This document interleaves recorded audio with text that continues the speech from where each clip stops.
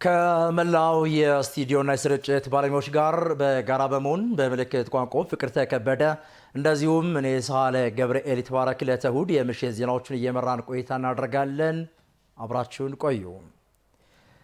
የተጀመረውን ኢትዮጵያን ትልቅ የማድረግ ህልም በጋራ ልናሳካ ይገባል ሲሉ የፌዴሬሽን ምክር ቤት አፈ ጉባኤ አቶ አገኘሁ ተሻገር ጥሪ አቀረቡ።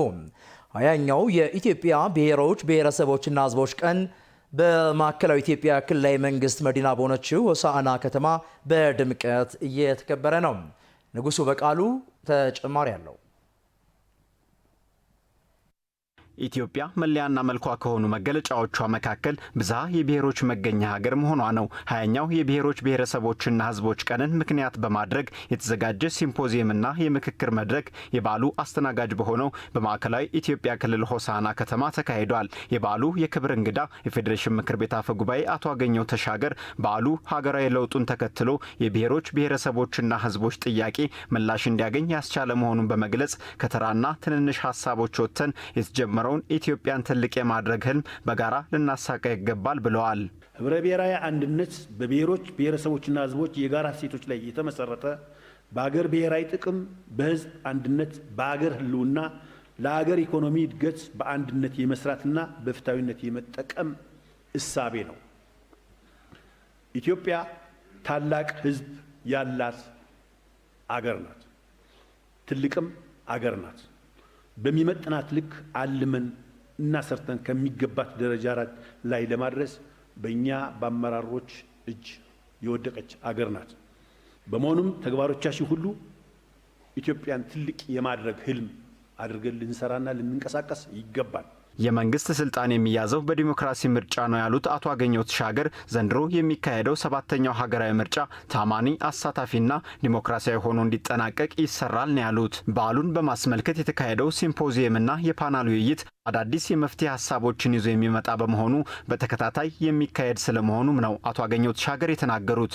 የዚህ አይነቱ የፓናል ውይይት እና ሲምፖዚየም ሲታሰብ በዋናነት የተለያዩ አመለካከቶች፣ አስተሳሰቦችና አስተያየቶች በጥናት አስደግፎ በነጻነት በማቅረብ ትርጉም ባለው ውይይትና ምክክር ግንዛቤዎችን ከማስፋት ባሻገር ለቀጣይ የተሻለ ጥናት በር ለመክፈት አዳዲስ የሥራ ትልሞችና ፕሮግራሞችን እንዲፈጠሩ እንደመነሻ ይወሰዳል። ይህ የፓናል ውይይትና ሲምፖዚየም በዓመት አንድ ጊዜ ብቻ የሚከናወን ሳይሆን ዓመቱን ሙሉ ያለመታከት መሰራት ያለበት አንኳር ስራ ነው። የማዕከላዊ ኢትዮጵያ ክልል ምክር ቤት አፈ ጉባኤ ወይዘሮ ፋጤ ስርሞሎ የብሔሮች ብሔረሰቦችና ህዝቦች ቀን የሀገረ መንግስት ግንባታ ጉዞን በማፋጠን ለሀገር እድገት ወሳኝ መሆኑን ገልጸዋል። የኢትዮጵያ ብሔር ብሔረሰቦችና ህዝቦች በዓል የኢትዮጵያን ብዝሃነት ህብረ ቀለማትን አጉልተን የምናሳይበት የአንድነታችንና የጥንካሬያችንም ማሳያ ነው። ብዝሃነትን በማዋሃድ የኢትዮጵያዊነትን ለዘመናት የቆየ የጋራ መገለጫ ማስቀጠል ይገባል ያሉት ደግሞ የጥናት ጽሑፍ ያቀረቡት ዶክተር ምህረቱ ሻንቆ ናቸው። ብዝሃነት፣ ልዩነትና ተመሳሳይነት አንድ ላይ ሲኖሩ ነው። ሁለቱን አንድ ላይ ማስተዳደር የብዝሃነት አስተዳደር ብለን እንወስዳለን። በሳይንስ ሁለት ቦታ መክፈል እንችላለን። አንድ ሰርፌስ ሌቭል ዳይቨርሲቲ የሚሉት እንዲሁ አይታችሁ ወንድ ሴት ነጭ ጥቁር ማለት ትችላላችሁ። ይሄ አንዱ የብዝሃነት መገለጫ ነው። ሁለተኛው የማይታይ ለዘመናት የተሰራብን ያደግንበት ቫልዩ ካልቸሮች፣ ብሊፎች ናቸው። ዲፐር ሌቭል እሱ ነው። ብዙ ጊዜ የሚያጣላን የምታየው አይደለም፣ የማይታየው ከኛ ጋር ያደገ የብዝሃነት መገለጫ ነው። 20ኛው የኢትዮጵያ ብሔሮች ብሔረሰቦችና ህዝቦች ቀን ዲሞክራሲያዊ መግባባት ለህብረ ብሔራዊ አንድነት በሚል መሪ ቃል ከህዳር 1 ጀምሮ በመላው ሀገሪቱ እየተከበረ ይገኛል። የብሔር ብሔረሰቦችና ህዝቦች ቀን ህገ መንግስታዊ ቃል ኪዳናችንን የምናድስበትና የብዝሃነታችንን አቅም የምናልቅበት ቀን ነው አለ የመንግስት ኮሚኒኬሽን አገልግሎት። አገልግሎቱ በዓሉን አስመልክቶ መግለጫ አውጥቷል። ሙሉ መግለጫው እንደሚከተለው ይቀርባል። ኢትዮጵያ በብዙ መልኩ የሚገለጽ ብዝሃነት ባለቤት ናት። የቋንቋ፣ የባህል፣ የብሔር፣ የሃይማኖት፣ የፖለቲካ አመለካከት፣ የዕድሜ፣ የጾታ ወዘተ ብዝሃነቶቿ የሚያስጌጧት ድንቅና ቀደምት ሀገር ናት ኢትዮጵያ። ይህንን ብዝሃነቷን እንደ እሴት የምታዳብርበት እሴቱን ወደ መፈጸም አቅም የምትለውጥበት ህገ መንግስታዊ ስርዓት ባለቤትም ጭምር ናት። ለዚህም ነው የጋራ የቃል ኪዳን ሰነድ በሆነው ህገ መንግስታችን አንድ የጋራ የፖለቲካና የኢኮኖሚ ማህበረሰብ ለመገንባት በነጻ ፈቃዳችን የተስማማ ነው ብሏል መግለጫው። ምንም እንኳን የስርዓተ መንግስት ታሪካችን በርካታ ሺህ ዓመታትን ቢያስቆጥርም ህገ መንግስታዊ የልምምዳችን ግን በበቂ ያልዳበረም ከአንድ ክፍለ ዘመን ያልተሻገረ ነው ብሏል መግለጫው። ለዚህም ነው የዲሞክራሲያዊ ስርዓት ግንባታ ሂደታችን በምንሻው ልክ ያልጎለበተው። ባለፉት ጥቂት ዓመታት ህገ መንግስታዊ ስርዓታችንን መሰረት ለማስያዝ በርካታ ጥረቶች እየተደረጉ ስኬቶችም እየተመዘገቡ ይገኛሉ ብሏል መግለጫው። ሰብአዊና ዲሞክራሲያዊ መብቶች እንዲከበሩና እንዲጠበቁ የግልጽነትና ተጠያቂነት ስርዓት እንዲጎለብት ገለልተኛና ጠንካራ ሀገራዊ ተቋማት እንዲፈጠሩ የህዝቦች የልማትና የመልካም አስተዳደር ጥያቄዎች ምላሽ እንዲያገኙ መንግስት በልዩ ትኩረት እየሰራ አስደማሚ ስኬቶችም እየተመዘገቡ ነው ብሏል የመንግስት ኮሚኒኬሽን አገልግሎት መግለጫ። በህገ መንግስታችን እውቅና ያገኙ ሰብአዊና ዲሞክራሲያዊ መብቶች በአግባቡ እንዲከበሩና እንዲጠበቁ ጠንካራ የዲሞክራሲ ተቋማት እየተገነቡ ነው። ግልጽነትና ተጠያቂነት እንዲጎለብት ገለልተኛ የፍትህ ስርዓትን እውን ከማድረግ ባሻገር ብዝሃነትን የሚያስተናግድ አውድም ተፈጥሯል። ኢትዮጵያን ባህላቸውን፣ ትውፊታቸውን፣ ማንነታቸውን፣ መሻታቸውን የሚያስተዋውቁበት ስርዓት በህገ መንግስታችን እውን የሆነበት ህዳር 29 ቀን በየዓመቱ በልዩ ልዩ ሁነቶች እያከበር ነው የእርስ በርስ ትውውቃችንን እያጠናከርንበትና የበለጠ አንድነታችንን እያዳበርንበትም እንገኛለን ብሏል መግለጫው። በበዓሉ የብዝሃነታችንን አቅም አለቀን አሳይተናል። የህዳሴ ግድባችንን እውን ለማድረግ የሚያስችል ገንዘብ ለማሰባሰብ የተጠቀምንበትም ይህንኑ በዓላችንን ነበረ። በውጤቱም ህዳሴን አሳክተን ብዝሃነታችን አቅማችንን እንደሆነም አረጋግጠንበታል። የወል የድል ታሪክም አስመዝግበንበታል። ኢትዮጵያ የብዝሃነቷን የሚያስተናግድ ስርዓትም ዘርግታለች። ብዝሃነት ጌጧና አቅሟ መሆኑንም ተገንዝባለች። ለዚህም ነው ከለውጡ ማግስት የኢትዮጵያ ጉዞ በብርሃን መዳረሻዋም ብልጽግና ሆኖ እየታየ ያለው። በውስጥ ባንዳዎችና በሩቅ ባዕዳን ሴራ ልዩነቶችን መለያያችን ሆኖ ለዘመናትም ተቀንቅኗል። አብሮነታችን ሲፈታተንንና ከስኬታችን ሲጎትትም ኖሯል። ከቅርብ ዓመታት ወዲህ ህዝባችን ይህንን ተገንዝቧል። የኢትዮጵያ መሻት ትልምና ብልጽግና በአብሮነት እንደሚረጋገጥ፣ አብሮነታችንም በብዝሃነታችን እንደሚያጌጥ፣ ብዝሃነታችን አቅማችን መሆኑንም ተገንዝበንበታል። ዲሞክራሲያዊ መግባባትና ህገ መንግስታዊ ደግሞ መንገዶቻችን ናቸው። ለዚህም ነው ዲሞክራሲያዊ መግባባት ለህብረ ብሔራዊ አንድነት በሚል መሪ መልእክት የኢትዮጵያ ብሔሮች ብሔረሰቦችና ህዝቦች ቀን እያከበርን የምንገኘው። እንኳን ለ20ኛው የኢትዮጵያ ብሔሮች ብሔረሰቦችና ህዝቦች ቀን በሰላም አደረሳችሁ። የኢፌዴሪ የመንግስት ኮሚኒኬሽን አገልግሎት ህዳር 28 ቀን 2018 ዓ.ም አዲስ አበባ።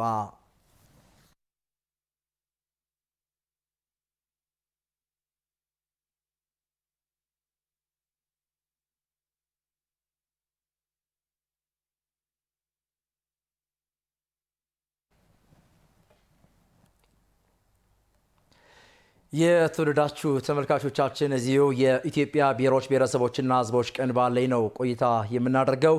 እንግዲህ 20ኛው የኢትዮጵያ ብሔሮች ብሔረሰቦችና ህዝቦች ቀን በማዕከላዊ ኢትዮጵያ ክልል ሆሳና ከተማ በድምቀት እየተከበረ ነው የሚገኘው። እንግዲህ ዛሬ ዋዜማው ላይ ነው የምንገኘው። በነገው ዕለት ደግሞ እንግዲህ የኢትዮጵያ ህዝቦች በተገኙበት በዓሉ በድምቀት ይከበራል ተብሎ ይጠበቃል። አጠቃላይ ያለው ድባብ ምን ይመስላል ስንል ደግሞ ከስፍራው የሚገኘው ሪፖርተራችን አንዋር አህመድ መረጃዎቹን ሊያጋራን በቀጥታ መስመራችን ላይ ይገኛል። ከሱ ጋር የተወሰነ ቆይታ የምናደርግ ይሆናል። አንዋር እንደምን አምሽታል? እንኳን ለኢትዮጵያ ብሔሮች ብሔረሰቦችና ህዝቦች ቀን ዋዜማ በሰላም አደረሰ። እስኪ አጠቃላይ እንግዲህ በሆሳና ከተማ የበዓሉ አከባበር ምን ይመስላል? ሆሳናስ እንግዶቿን እንዴት ተቀበለች? የምሽት ድባቡስ እንዴት ነው የሚለውን ለተመልካቾች መረጃዎቹን አጋራለን። አመሰግናለሁኝ።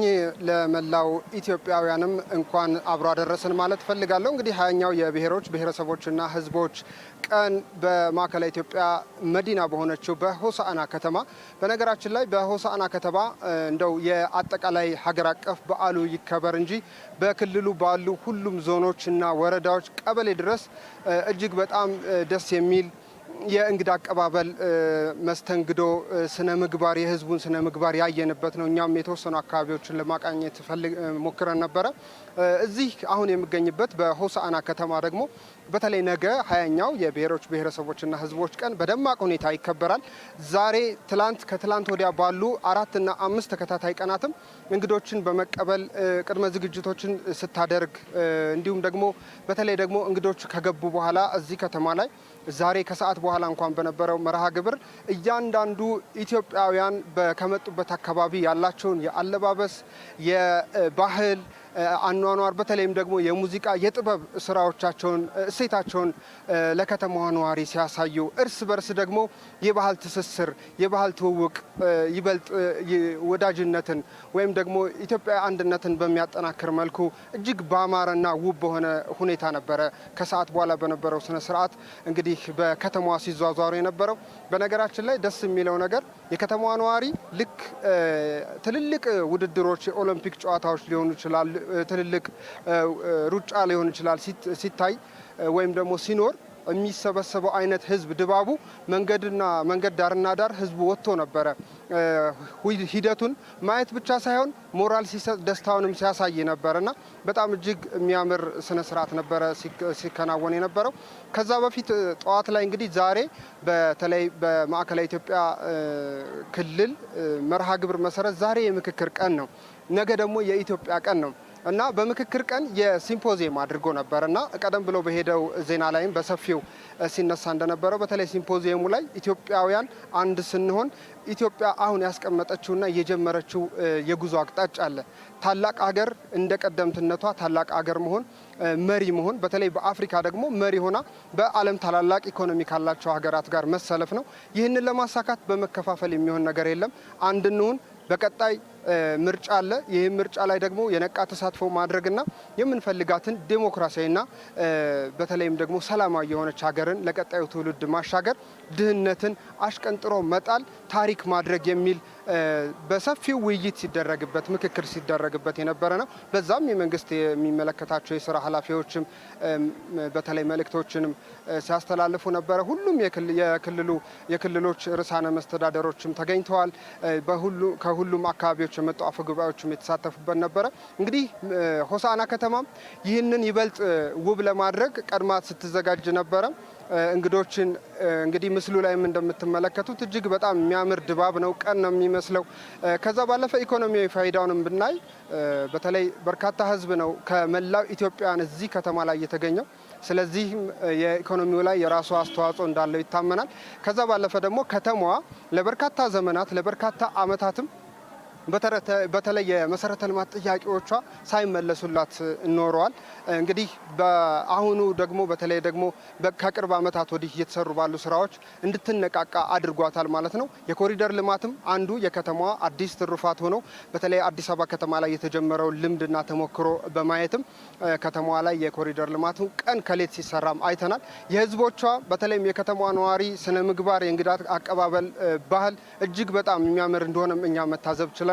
እንግዲህ ነገ በተለይ በዓሉ ሲከበር ደግሞ ያሉትን ሁነቶች ነገ የኢትዮጵያ ቀን ነውና ኢትዮጵያውያን አብረው ሲሆኑ ሲያያዙ ሲተባበሩ እርስ በርስ ባህላቸውን ሲለዋወጡ ምን ያህል ውብ እንደሚሆኑ በነገው ደግሞ ይበልጥ የምናየው ይሆናል ማለት ነው። ኤኤምኤንም በቀጥታ ስርጭቱ ወደ ውድ ተመልካቾች አድማጮቹ በተለያዩ አማራጮቹ የሚያደርስ መሆኑን ለመግለጽ እወዳለሁ። አጠቃላይ ዛሬ የታዘብኩት የአጠቃላይ ድባቡ ይህን ይመስላል። አመሰግናለሁኝ። ሳለ ገብርኤል። መልካም ሪፖርተራችን አንዋር አህመድ ከሆሳዕና ከተማ በቀጥታ ላደረስከን መረጃ እጅግ አድርጌ አመሰግናለሁ። ለአንተ መልካም በዓል ብያለሁ። መልካም አዳር።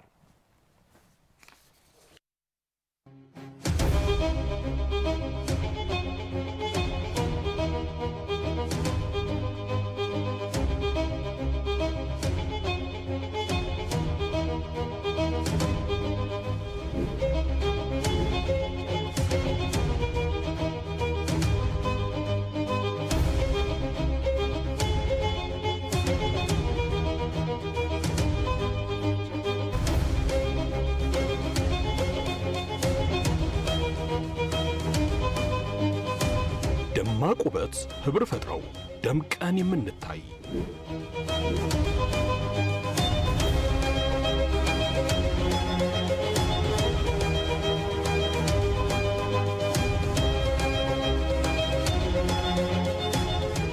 በአብሮነት ተሳስረን ለሀገራዊ ስኬት በጋራ የቆምን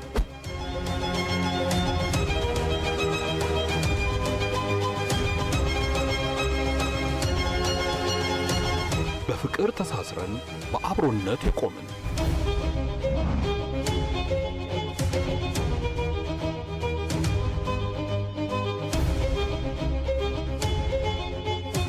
አንዳችን ለአንዳችን ደራሽ የሆንን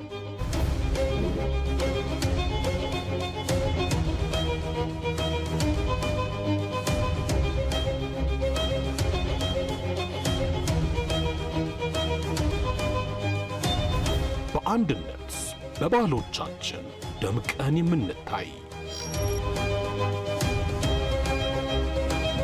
ውበትና ጥንካሬያችን አንድነታችን ዲሞክራሲያዊ መግባባት ለህብረ ብሔራዊ አንድነት እንኳን አደረሳችሁ። ከመሸጋገሪያው ተመልሰናል። ከኛ ጋር ስለሆናችሁ እጅግ አድርገን እናመሰግናለን። እየተከታተላችሁ የምትገኙት ደግሞ የትውልድ ድምጽ ከሆነው ከኤኤምኤን ዕለተ እሁድ የምሽት ዜናዎቻችንን ነው። አመራሩ የተገኙ ስኬቶችን ሰንቅ በማድረግና የሚገጥሙ ተግዳሮቶችን ወደ ዕድል በመቀየር አርቆ በማየት የላቀ ስራን መስራት እንደሚጠበቅበት የአዲስ አበባ ከተማ ከንቲባ ወይዘሮ አዳነች አቤቤ ተናገሩ። በመደመር መንግስት እይታም የዘርፎች ምርታ በሚል መሪ ሀሳብ ሲሰጥ የቆየው ሶስተኛው ዙር የአዲስ አበባ ከተማ የወረዳ አመራሮች ስልጠናም ተጠናቋል። ሰብስቤ ባየው በመደመር መንግስት እይታ የዘርፎች እመርታ በሚል መሪ ሀሳብ ሲሰጥ የቆየው ሶስተኛ ዙር የአዲስ አበባ ከተማ የወረዳ አመራሮች ስልጠና ሲጠናቀቅ ተገኝተው በስልጠናው ለተነሱ ሀሳቦች ማብራሪያዎችን የሰጡት ከንቲባ አዳነች አቤቤ እንደ ሀገር የትኩረት መስክ ተደርገው የተለዩ የግብርና ትራንስፎርሜሽን፣ የኢንዱስትሪ ዘርፍ ልማት፣ የቱሪዝምና የከተማ ልማት ዘርፎችን የመፍጠርና የመፍጠን መርህን በመከተል እመርታዊ ስኬትን ለማስመዝገብ ከከተማዋ አመራር ምን ይጠበቃል በሚለው ዙሪያ ገለጻ አድርገዋል።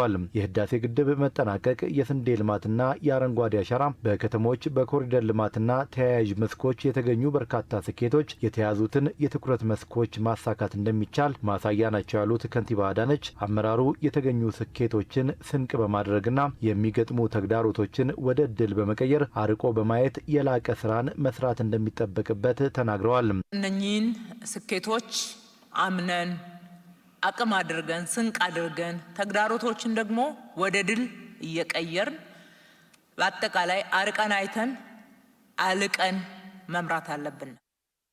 አርቀን አይተን ዛሬም ብቻ ሳይሆን የዛሬ ጥቅማችንን፣ የዛሬ ሁኔታን፣ የዛሬ ምቹ የሆነና ምቹ ያልሆነ ሁኔታ መነሻ አድርገን ድምዳሜ ላይ መድረስ ከአመራር ፈጽሞ አይጠበቅም። በኢትዮጵያ ከተሜነት አይቀሬ በመሆኑ ለከተማ ልማት ሰፊ ትኩረት መሰጠቱን የተናገሩት ከንቲባዋ አዲስ አበባ ከተማ ለኢትዮጵያ ከተሞች በሁሉም መስክ አርአያ እንደመሆኗ ለከተማ ልማት የተነደፈውን ስትራቴጂ ተግባራዊ በማድረግ አርአያነቷ እንዲቀጥል አመራሩ መስራት አለበት ነው ያሉት። አዲስ አበባ ከተማን ጨምሮ የኢትዮጵያ ከተሞች በፕላን የተመሰረቱ ባለመሆናቸው እነዚህን ማስተካከል እንደሚገባ ስትራቴጂ መነደፉንም አንስተዋል።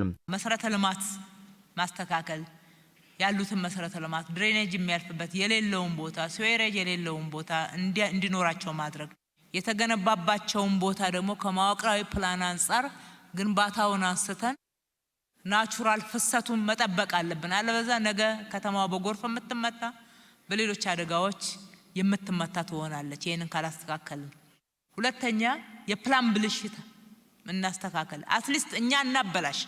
የድሮ ማስተካከል ብቻ አይደለም፣ እኛ አናበላሽ። ሶስተኛ ቆሻሻ መውረጃዎች ዲቾች ላይ ቆሻሻ ሲደፍናቸው ሲያበላሻቸው ዝም ብለን የምንመለከት ሳይሆን እናስተካከል። ከለር ኮድ፣ የህንፃ ከፍታ፣ የመሬት አጠቃቀም፣ የግንባታ ጥራት፣ ሴት ባክ እነኚህን ስታንዳርዳይዝ ለማድረግ የማስተካከያ ስራዎች ነው ያመጣ ነው። ህዝብን እናሳትፍ፣ ህዝብ ባለቤት እናርግ። ከተማን ከተማ ለማድረግ መሰረተ ልማትን ማሟላት ብቻ ሳይሆን ከተሜነትን የተላበሰ አመራር ያስፈልጋል ያሉት ከንቲባዋ አመራሩ የከተማን ባህሪ ተረድቶ መምራት እንደሚጠበቅበትም ነው የተናገሩት። ከተማን ከተማ ለማድረግ መሰረተ ልማት ብቻ ሳይሆን ከተሜ ያስፈልጋል። ከተሜ አመራር ከተማ የገባው ስለ ከተማ የገባው ከተማን የሚገነዘብ ስነ ልቦናውን የሚረዳ ከተማን ራሱ የሚያውቅ አመራር ነው ከተማን መምራት ያለበት። ከተማ ተወልዶ ማደግ ማለት አይደለም። ይሄ ልክ ዩኒቨርሲቲ ገብተን ብዙ ዕውቀቶችን እንደምንጨብጠው ስለ ከተማ በቂ ዕውቀት ግንዛቤ ጨብጠን መምራት መቻል አለብን። ህዝቡንም ከተሜ እንዲሆን ማድረግ አለብን። በጽዳት በውበት አብሮ በመኖር ከተሞች ሌላ ሀገር በዚህ ስታንዳርድ ነው የተገነቡትና ለመኖር ምቹ የተደረጉት። ሊቨብል ሲቲ ይሉታል እነሱ። ማሳመር ዋጋ የሌለው አይነት ስራ ተደርጎ ይገነዘባል። ምክንያቱም አመራሩ ከተሜ ካልሆነ ስለ ከተማ ካልገባው ማህበረሰቡን በዛ ደረጃ ካልገነባ ነው። አዎ ማሳመር ቀልድ ነው። ለከተማ ግን ማሳመር ስታንዳርድ ነው። ከተማ ሁሉም የሚኖርበት የማንነት አጥር የማይገነባበት በመሆኑ አመራሩ ቅይጥ ባህል የሚገነባበት ከተማን መምራትንም ማዳበር እንዳለበት ነው ከንቲባዋ የገለጹት። ከተማ ቅይጥ ባህል የሚገነባበት ቦታ ነው። ሁሉም የሚኖርበት አይደለም። የዛ ሀገር ዜጋ ከሌላም አካባቢ የሚመጣ ዜጋ ጭምር በነጻነት ማይ ሆም ቤቴ ብሎ የሚኖርበት ነው። ከተማ በማንነት መታጠር ፈጽሞ አይችልም ከተማ። አለበዛ ከተማ መምራት ምን እንደሆነ ያልገባችሁ አመራሮች ወይ ይግባችሁ ወይ ደግሞ የከተማ አመራር መሆናችሁ። ለሁሉም ምቹ ይደረጋል። ከተማ ህዝቡ እንዲቀራረብ ነው የሚደረገው። የሆነ ባህል ጎልቶ ወጥቶ የሆነ የሚደፈቅበት አይደለም። ቅይጥ ንግድን ለማሳለጥ ኢንዱስትሪን ለማስፋፋትና ሰፋፊ የሥራ ዕድልን ለመፍጠር ምቹ የሆነች ስሉጥ ወይንም ስማርት ከተማን ለመፍጠርም መስራት እንደሚገባ ነው ከንቲባ አዳነች አቤቤ ያስገነዘቡት። ከፍተኛ አገልግሎት በንግድ እድገት የሚታዩ ከተሞች ላይ ነው። ኢንዱስትሪም እንደዛ ከፍተኛ ስራ ዕድል ፈጠራ ማዕከል ካልሆኑ ከተሞች የሌላ ችግር ማዕከል ይሆናሉ ማለት ነው። የዳበረ ፖለቲካ ስርዓት መፍለቂያ ናቸው። ከከተማ ነው ቤንች ማርክ የሚደረገው። የፖለቲካ ስርዓትን ማዳበር የሐሳብ ፖለቲካ የሚዳብረው ከተማ ላይ ነው። ከተማ ላይ ካልመጣ አትጠብቁ ሌሎች አካባቢዎች ላይ። በተለይ ዋና ከተማችን ላይ ካልመጣ ሌላ ቦታ ላይ አትጠብቁ። እኛ መሪዎች ነን፣ ህዝብ የመረጠን መሪዎች ነን። ያ እንዲዳብር ስራ እንስራ፣ ኃላፊነት እንወጣ። ስማርት ሲቲ ማለት አገልግሎት ይሁን መሰረተ ልማት ይሁን የህዝብ አኗኗር ይሁን በዘመነ መንገድ በተቀናጀ በተናበበ ቀላል ቀልጣፋ ፈጣን በሆነ ሁኔታ የሚገኝበት ማለት ነው። ስልጠናው አመራሩ በቀረቡ ሰነዶችና በመስክ ምልከታዎች ተጨማሪ አቅምን የገነባበት የጋራ መረዳትና መግባባትንም የፈጠረበት እንዲሁም ለቀጣይ ተልዕኮ ዝግጁ እንዲሆን ከፍተኛ አቅምን የፈጠረለትም ነው ተብሏል። የአዲስ አበባ ከተማ ከንቲባ ወይዘሮ አዳነች አቤቤ በንፋስ ስልክ ላፍቶ ክፍለ ከተማ የፒያሳ ነዋሪዎች የገቡበትን ሰፈር ጉብኝት አካሂደዋል። ሀብታሙ ሙለታ ተጨማሪ አለው። ከዓመታት በፊት በአብዛኛው የመዲናዋ ችግሮች ሆነው ከሚጎሉ ጉዳዮች መካከል ለነዋሪዎች ኑሮ ምቹ የሆነ ከባቢዎችን ማግኘት ነበር። ጉዳዩ ባለፉት የለውጥ ዓመታት የከተማ አስተዳደሩ ዋነኛ ግብ ሆኖ በመሰራቱ በርካታ ትሩፋቶች እንዲገኙ ሆኗል። የዚህ ትሩፋት ተቋዳሽ ከሆኑ የህብረተሰብ ክፍሎች መካከል በልማት ምክንያት ወደ ተሻለ መኖሪያ ስፍራ የተወሰዱ ነዋሪዎች ይጠቀሳሉ። ከነዚህ መካከል ደግሞ የፒያሳ የልማት ትንሾች ይገኙበታል። ነዋሪዎቹ በንፋስ ስልክ ላፍቶ ክፍለ ከተማ ወረዳ 12 አካባቢ ከከተሙ ወዲህ ለኑሮ መሰረታዊ እና ኑሮን በተሻለ ደረጃ ለማከናወን የሚያስችሉ ሁኔታዎች ተሟልቶላቸዋል። የአዲስ አበባ ከተማ ከንቲባ ወይዘሮ አዳነች አቤቤ በንፋስ ስልክ ላፍቶ ክፍለ ከተማ የፒያሳ ነዋሪዎች የገቡበትን ሰፈር ጎብኝተዋል።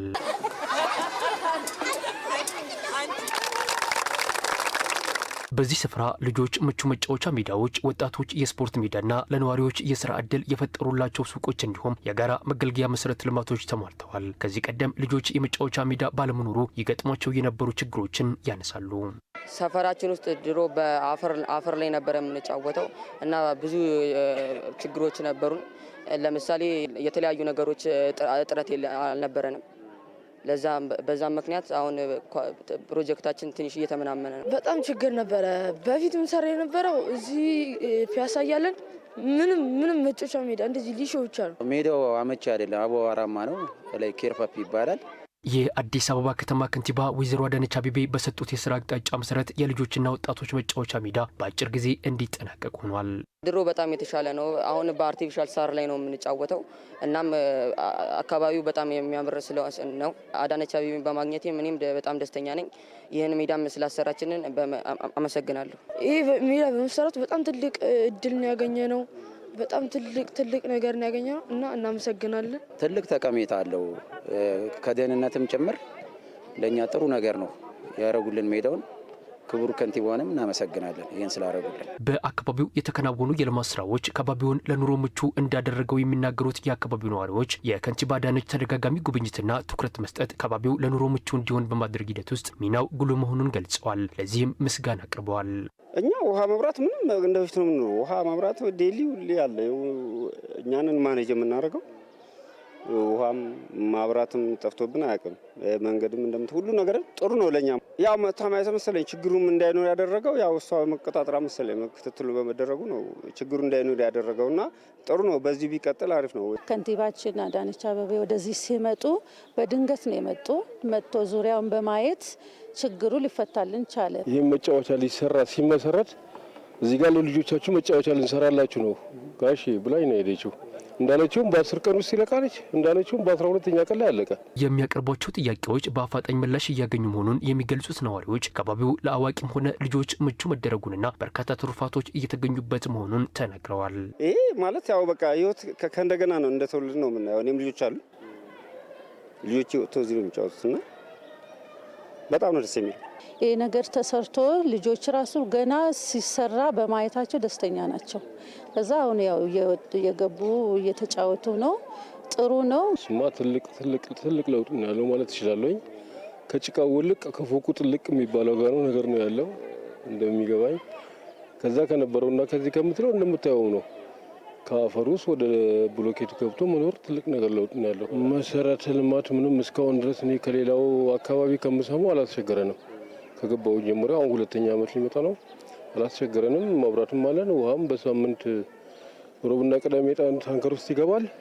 ያንን በፕሮግራም እንከፋፈላለን። በበቂ ሁኔታ አለ ማለት ይችላል መብራትና ውሃ።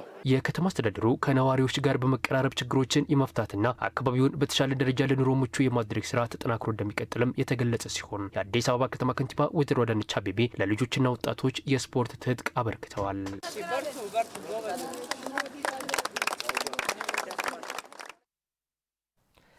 ቀጥለናል። የተወደዳችሁ ተመልካቾቻችን ለአፍሪካ ነጻነት ፋና ወጊ የሆነችው ኢትዮጵያ የፓን አፍሪካ የልማት ፕሮጀክት ማዕከል መሆን መጀመሯ ለአህጉሪቷ ምጣኔ ሀብታዊ እድገትና ውህደት ከፍ ያለ ትርጉም እንዳለው የቀድሞ የአፍሪካ መሪዎች ልጆች ተናገሩ። ለፓን አፍሪካ ንቅናቄና ለአፍሪካ ህብረት ምስረታ ጉልህ አበርክቶ ያደረጉ የቀድሞው የአፍሪካ መሪዎች ልጆችና የልጅ ልጆች ለአፍሪካውያን የነጻነት እንቅስቃሴ የኢትዮጵያውያን ሚናን በተመለከተ በአዲስ አበባ ዩኒቨርሲቲ ውይይትም አካሂደዋል። ካሳሁን አንዱ ዓለም ተጨማሪ ያለው Boys of Africa rise and fight. Girls of Africa rise and ለፓን አፍሪካ ንቅናቄና ለአፍሪካ ህብረት ምስረታ ጉልህ አበርክቶ ያደረጉ የቀድሞው የአፍሪካ መሪዎች ልጆችና የልጅ ልጆች አዲስ አበባ ሰንብተዋል።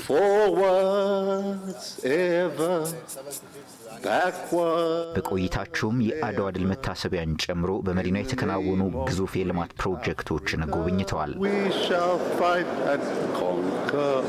የመሪዎቹ ልጆችና የልጅ ልጆች በያኔው ቀዳማዊ ኃይለ ሥላሴ በአሁኑ የአዲስ አበባ ዩኒቨርሲቲ ተገኝተው ከተማሪዎችና ተመራማሪዎች ጋር ውይይት አድርገዋል። ለአፍሪካውያን የነጻነት እንቅስቃሴ የኢትዮጵያ ሚና የውይይታቸው ርዕሰ ጉዳይ ነበር። የዛምቢያው የነጻነት አባት የኬኔት ካውንዳ ልጅ ዴቪድ ካውንዳ ኢትዮጵያ የአህጉሪቷ ታሪክ ናት ይላሉ። Boys of Africa rise and fight. Girls of Africa rise and shine. The role of Ethiopia in liberation. ለአፍሪካ ነጻነት የኢትዮጵያ ሚና በአንድ ምሳሌ ነው የሚገልጸው። A tree if it doesn't have roots. አንድ ዛፍ ስር ከሌለው እንደማይቆመው ሁሉ ሰዎችን ታሪክ ከሌላቸው መቆም አይችሉም። ኢትዮጵያ ደግሞ ታሪካችን ናት። የአህጉሪቱ ታሪክ is our history.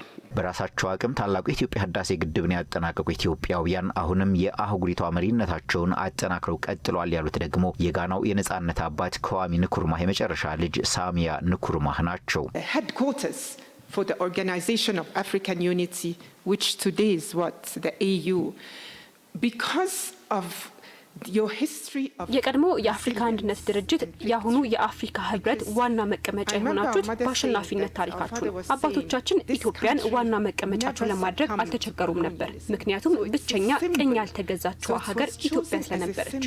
You are also leaders in development, having just completed the construction of the biggest ህዳሴ ግድብን በማጠናቀቅ አሁንም አፍሪካን በልማት እየመራችሁ ነው። በጣም ያስገረመኝ ደግሞ ይሄ ግዙፍ ፕሮጀክት የተገነባው በሁሉም ኢትዮጵያዊ ገንዘብ ብቻ መሆኑ ነው። ordinary citizens paid.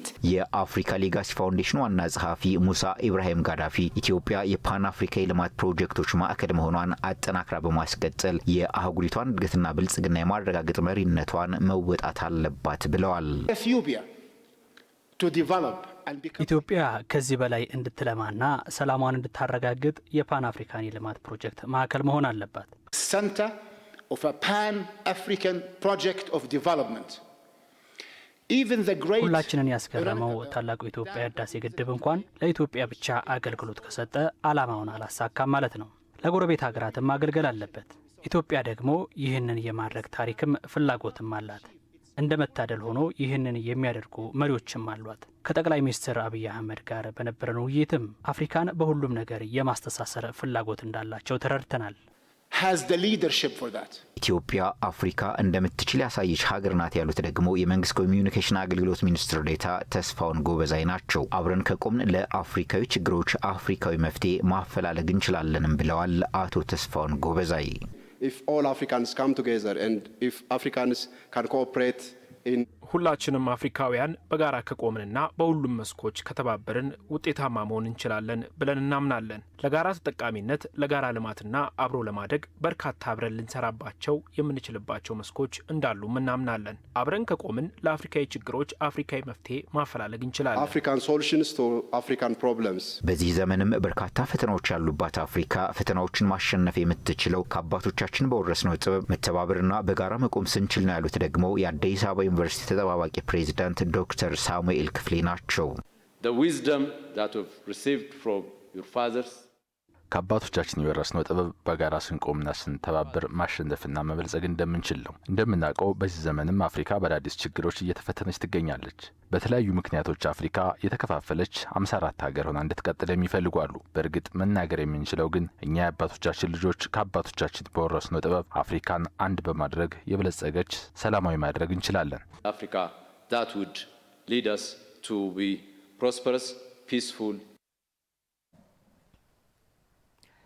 የቆምንለት ሀገራዊ ዓላማ የምናስከብረው ብሔራዊ ጥቅምና የምናገለግለው ሕዝብ አለን አሉ የአማራ ክልል ፖሊስ ዋና ጠቅላይ መምሪያ አዛዥ ኮሚሽነር ዘላለም መንግስቴ።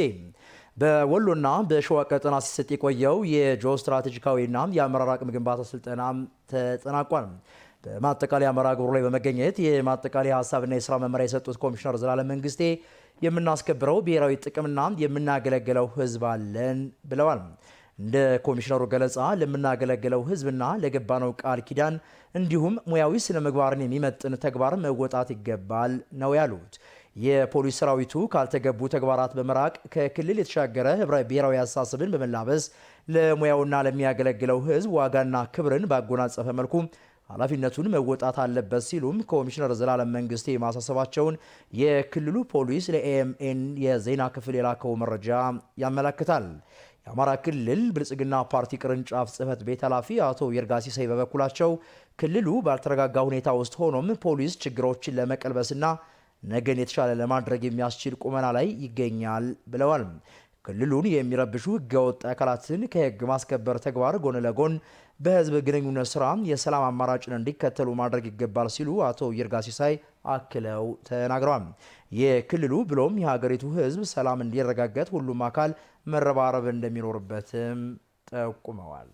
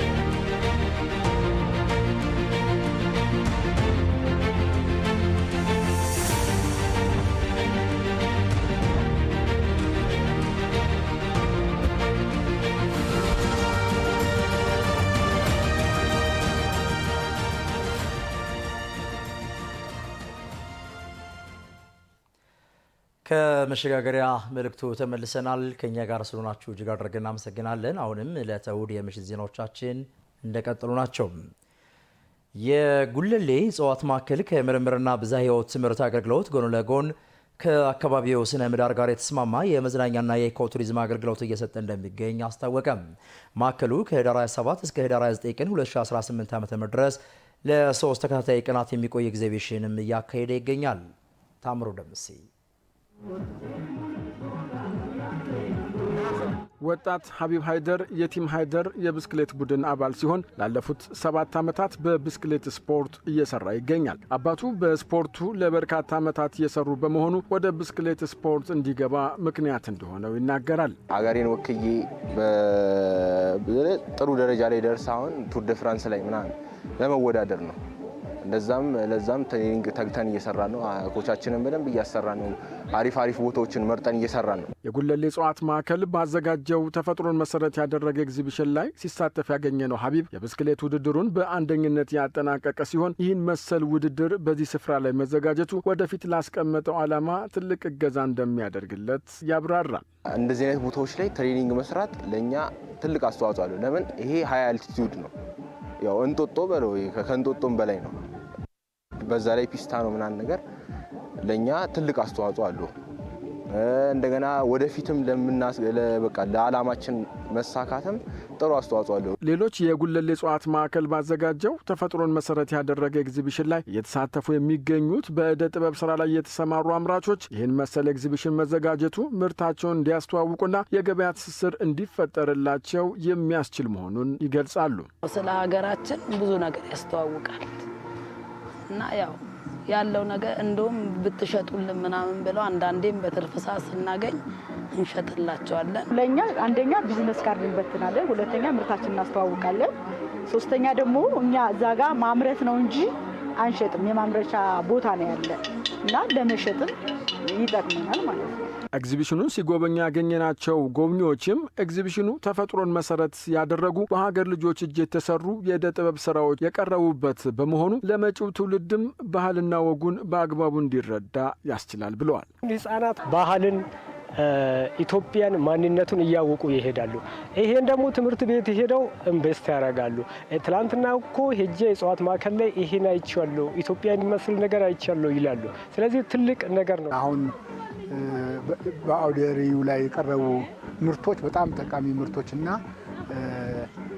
አገር በቀል ስለሆኑ የበለጠ ሌሎችንም ከነዋሪው በተጨማሪ የውጭ ዜጎችም እየመጡ እንዲያዩት ማድረግ በሰፊው እንቅስቃሴ መካሄድ ያለበት ብዬ ነው የማስበው።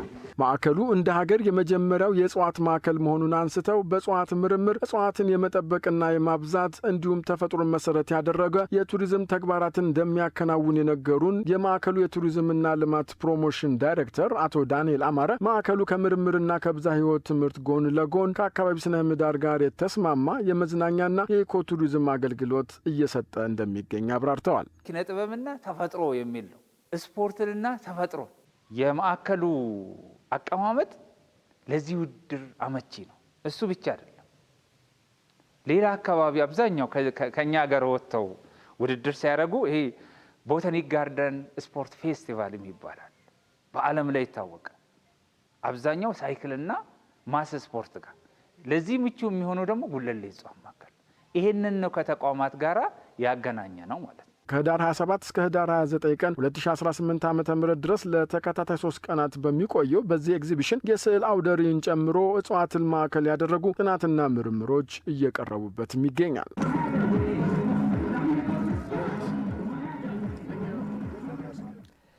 በአዲስ ሚዲያ ኔትወርክ በተለየ ዝግጅትና አቀራረብ ወደ ተመልካች ሲደርስ የቆየው የሰርከስ ባለተሰጡ ወጣቶች ውድድር አሸናፊዎችን ለየም። በሰርከስ ትርኢት ባለተሰጡ ወጣቶችን ለመጀመሪያ ጊዜ ወደ ውድድር በማምጣት ለአሸናፊነት እንድንበቃ አድርጎናል ሲሉ የአዲስ ታለንት ሾው የሰርከስ ውድድር አሸናፊዎችም ገልጸዋል። ምትኩ ተሾመ ተጨማሪ አለው።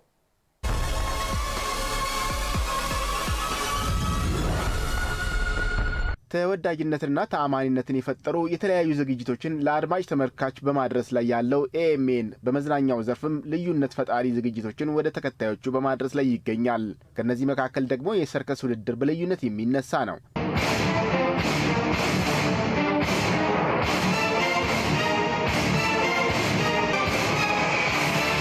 በአዲስ ሚዲያ ኔትወርክና በአዲስ አበባ ከተማ አስተዳደር ባህልና ኪነ ጥበብ ቢሮ አዘጋጅነት በመካሄድ ላይ የሚገኘው አዲስ ታለንት ሾው 22 የሰርከስ ተወዳዳሪዎችን በ5 ቡድን ከፋፍሎ ሲያወዳድር ቆይቶ በሰባተኛው ዙር በ4 ተወዳዳሪዎች መካከል ለአሸናፊዎች አሸናፊ ውድድር የሚያልፉትን ለመለየት ቢጣ ሰርከስ፣ አፍሪካን ድሪምስ ሰርከስ፣ የጄኔራል ዊንጌት ኮሌጁ ዱዲኤም ፐርችና ሸገር ሰርከስ ቡድኖች ለፍጻሜ ተፋልመዋል።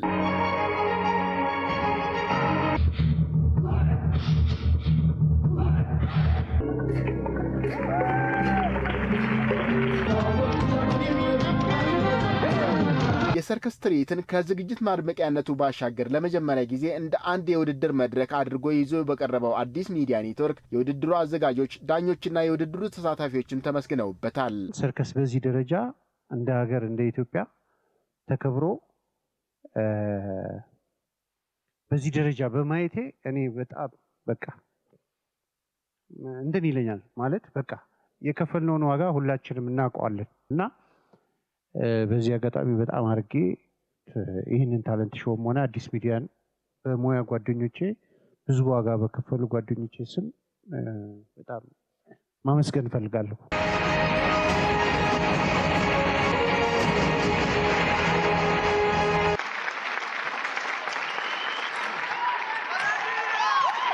በውድድሩ አፍሪካን ድሪምስ ሰርከስ በአራተኛነት ሲያጠናቅቅ ሸገር ሰርከስ በሶስተኛነት፣ ቢጣ ሰርከስ ሁለተኛ ሲሆኑ ዱዲኤም ፐርች በአንደኛነት ውድድሩን አጠናቋል።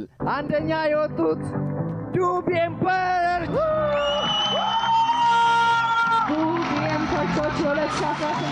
ከአንደኛ እስከ ሶስተኛ ለወጡ አሸናፊ የሰርከስ ቡድኖቹም የ300,000 ብር፣ የ200,000 ብር እና የ100,000 ብር የገንዘብ ሽልማት እንደ ቅደም ተከተላቸው ተበርክቶላቸዋል። ለአስጨራሽ ትንቅንቅ ሲያደርጉ የነበሩ ውድቀትን የተበቀሉት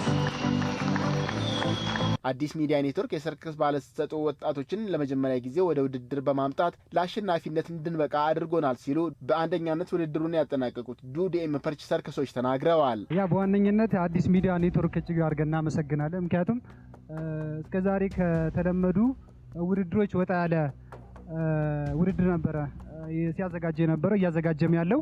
ምክንያቱም እያንዳንዱ የቴሌቪዥን ፕሮግራሞች ላይ ብናያቸው ሰርከስ እስከዛሬ በእነዚህ አይነት ደረጃ ተዘጋጅቶ አያውቅምና ለዚህም አዲስ ሚዲያ ኔትወርክ እጅግ አድርገን እናመሰግናለን።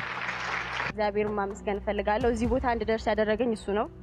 እዚህ ቦታ በቃ በሰላም እንድሰራ፣ በሰላም እንድወጣ፣ በሰላም እንድገባ ያደረገኝ እሱ ነው።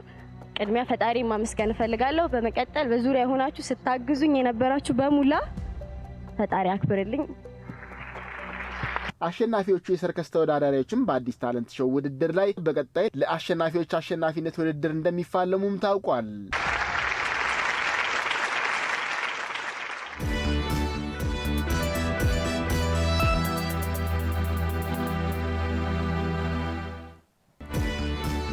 የውጭ ዜና። አዲሱ የአሜሪካ ብሔራዊ የደህንነት ፖሊሲ አሜሪካ ለዓመታት የተጓዘችበትን የውጭ ግንኙነት አተያይዋን የቀየረ መሆኑ እየተነገረ ነው ተባለ። ለመሆኑ ፖሊሲው ትኩረት ያደረገባቸው ጉዳዮች ምንድናቸው? አሜሪካ ዓለምን በምን አይነት መነጽር ለመመልከትም አስባለች? አፈወርቅ አለሙ በትንታኔ ተመልክቶታል። ባለ 33 ገጹ ፖሊሲ ዓለምን ማነጋገሩን ቀጥሏል። የረዘሙ ዓመታት የአሜሪካ ሳቤንና አካሄድን የቀየረ ትርጉመ ብዙ የሀገሪቱ መመሪያም ሆኗል። የአሜሪካ ብሔራዊ ደህንነት ፖሊሲ ለኢሲያ ሀገራት 25 አንቀጽ አተታ ያለው ፖሊሲው ለአውሮፓም 13 አንቀጾችን ብቻ ሰጥቷል። እንደ ፎሬን ፖሊሲ ሀቲት ለመካከለኛው ምስራቅ 7 አንቀጽ፣ ለአፍሪካ ደግሞ 3 አንቀጽ ብቻ ነው። ይህ ለእነዚህ አህጉራት የተሰጠውን የትኩረት ልክ ሊያሳይ ይችላልም አስብሏል በተንታኞች። ለአሜሪካ ገናናነት ታስቦ ተዘጋጀ የተባለው ፖሊሲው ከዲሞክራሲና ሌሎች ጉዳዮች በሚዘል ማን ምን ሰጥቶኝ ምን ይቀበላል በሚሉ በሰጥቶ መቀበል መርህ ላይ የሚጓዝ ፖሊሲ መሆኑም እየተነገረ ነው። ለመሆኑም በፖሊሲው እነማን በምን ትርጉም ተነሱም? ሰነዱ አውሮፓን የሳለበት መንገድ ብዙ እያነጋገረ ነው። 360 ዲግሪ የትራምፕ የመጀመሪያ ዙር የነጩ ቤተ መንግስት ቆይታም የተቃረነ እሳቤን ይዞ ወጥቷል። መሪ ወይም ሀገርን ያለየው የሰነዱ ቃል አህጉሩን ከስልጣኔ የተጣላ በማስመሰል አስቀምጧል። ከስደተኞች ፖሊሲ ጋር ተያይዞም የመናገር መብትን የሚደፈጥጥ ይላል። አንዳንዶች ሰነዱ በአውሮፓ ላይ ያቀረበውን ሰፋ ያለ ትችት የአሜሪካው ምክትል ፕሬዝደንት ጄዲ ቫንስ በሙኒክ የሰላም ኮንፈረንስ ላይ ከተጠቀሟቸው ሀሳቦች የተቀዳ ነው ይላሉ። ይህ ማለት ግን አሁንም አሜሪካ ከአውሮፓ ጋር በጋራ መስራት እንደምትፈልግ ሰነዱ አልሸሸገም ይላል ዘ ታይምስ። ሌላው ሰነዱን አስገራሚ የሚያደርገው ሩሲያን ከመተቸት የተቆጠበ ሰነድ በመሆኑ ነው። በተቃራኒው አውሮፓውያን በሩሲያ ዩክሬን መካከል እውነተኛ ሰላም እንዲመጣ አልሰሩም በሚል ከፍተኛ ትችት ከትራምፕ አስተዳደር አስተናግዷል። በቻይናና ታይዋን መካከል ሊፈጠር የሚችለውን ግጭት ማስቀረትም ሌላኛው የብሔራዊ ደህንነት ፖሊሲ አበይት ትኩረት ነው። ይህ ደግሞ በታይዋንም በመልካም ጎኑ ተቀባይነትን አግኝቷል። ሰነዱ መካከለኛ ምስራቅን በራሱ ልክና መልክ ተቀብሏል። ታይምስ ላይ ያለው ዘለግ ያለ ሀቲትም ቴኪንግ ሚድል ኢስተርን ኔሽንስ አዝ ዜይ አር የሚል ርዕስ ሰጥቶታል። ይህ የእነሱን ባህልና ልማድ ለራሳቸው ይተውና በንግድና ኢንቨስትመንት ማለትም ኢኮኖሚያዊ ፋይዳ ባላቸው ጉዳዮች ላይ ትኩረቱን ያደርጋል እንደማለት ነው። ይህ ያለፉት 3 አስርት ዓመታት የአሜሪካን የቀጠናው ፖለቲካዊና ባህሉን ለመቀየር የሄደችበት መንገድ ትክክል አለመሆኑን የመሰከረም አስብሏል። ስለዚህ በግጭቶች ዙሪያ ማለትም እስራኤል፣ ፍልስጤም፣ ህዝቦላ፣ በሶሪያና ሌሎችም የነበራት ተሳትፎም ቀጣይ ብዙም አይጠበቅም አስብሏል። በአፍሪካም ሰላምን ማስፈን፣ ግጭቶችን ማስቀረት፣ የአሜሪካ አፍሪካ ንግድ ማሳደግ እንዲሁም ኢንቨስትመንት ላይ ትኩረት ማድረግ የሚሉት ደግሞ ተጠቅሷል። ለዚህ ደግሞ ሀገራት ተለይተዋል ይላል። ካውንስል ፎር ሪሌሽን ግን ለሰፊው የአፍሪካ አህጉር የተቀመጠው የ3 አንቀጽ ገለጻ በብዙ ግልጽ ያልሆኑ ጉዳዮች ውስጥ ያለ ብሎታል። ለመሆኑም ከቻይና ጋር የነበረው የጋለ ፉክክርስ ምን ይሆን? ከ8 ዓመታት በፊት ዶናልድ ትራምፕ የነጩ ቤተ መንግስት አለቃ ሲሆኑም አንድ ያሰመሩበትና የብሔራዊ ደህንነታቸው አንዱ አካል ያደረጉት የዓለምን አሰላለፈን በመቀየር በአሜሪካ ብሔራዊ ጥቅም የምትጎዳ በሚል ገልጿት ፉክክሩ ግሎ ይቀጥል ዘንድ በበዓለ ሲመታቸው ላይ ተናግሮ ነበረ። በኢንዶ ፓሲፊክ አካባቢም የሚኖረው የአሜሪካ ተሳትፎም ተጠናክሮ እንደሚቀጥል ጭምር። አሁን ግን ይህ ሳቤም ጀንበር ጠልቆበታል። ብዙም የቤጂንግ ስም ላይ ትኩረት ያላደረገው ሰነዱ የቻይናን ስም የተጠቀመው ከ19ኛው ገጽ በኋላ ነው። ከቤጂንግ ጋር የሚከተሉት ፖሊሲ መደጋገፍን መሰረት ያደረገ ይሆናልም ተብሏል። በዚሁ አዲሱ የአሜሪካ ፖሊሲ ማን ምን አለ? ሀሳቡን የተቃረኑት ከዛው ከፕሬዝደንቱ ጓዳ ብቅ ብሏል። ብዙሃን ዴሞክራቶች ሀሳቡ ምቾት አልሰጣቸውም ይላል አናዶሉ። የዴሞክራቶቹ ስጋት የሚመነጨው ደግሞ የአሜሪካ ተፈላጊነትና ተጽዕኖ የመፍጠር ልክ ይቀንሳል ባይ ናቸው። በአውሮፓ ትልቅ ኢኮኖሚ ያላት ጀርመንም ፖሊሲውን አልወደደችውም ብሏል ዲደብሊው። የሆነ ሆኖም አሜሪካ ከታሪኳ ከመቼውም ጊዜ በላይ ታላቅ ያደርጋታል እንዲሁም የተሳካላት ሀገር እንድትሆን ያስችላታል ያሉትን አዲሱን የአሜሪካ ብሔራዊ ደህንነት ፖሊሲ ዶናልድ ትራምፕ ማስተግበር ሊጀምሩ